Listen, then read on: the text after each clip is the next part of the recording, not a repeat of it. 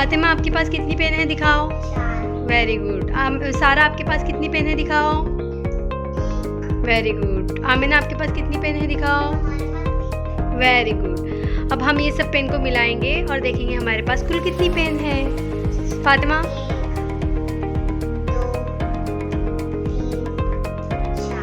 Very good. Sara 5 रखो आपकी pen. Very good. Amina 6।